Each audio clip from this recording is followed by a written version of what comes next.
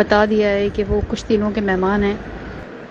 تو بات یہ ہے کہ ایک تو بچوں کے کڈنیز فیل ہو رہے ہیں، 1.5 سال کے، 2 سال کے، 3 4 5 6 7 سال کے بچوں کے بے حد کیسز آ رہے ہیں کڈنی فیل ہونے کے۔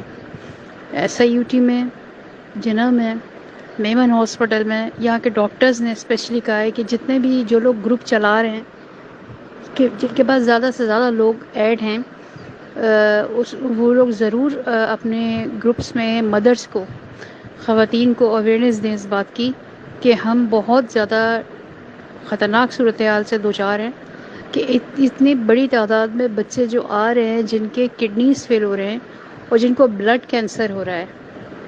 بلڈ کینسر، بلڈ میں انفیکشن، یہ بچوں کو بہت زیادہ ہو رہا ہے۔ تو اس کی کیا وجہ ہے؟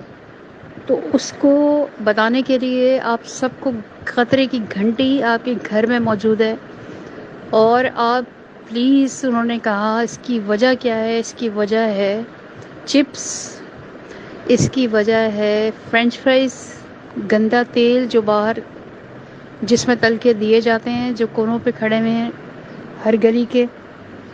اس کی وجہ ہے جوس، ڈبے کا جوس، ٹھیک، اور اس کی وجہ ہے آپ کے سلینٹی، یہ بھی بہت، اور کولڈ ڈرنک۔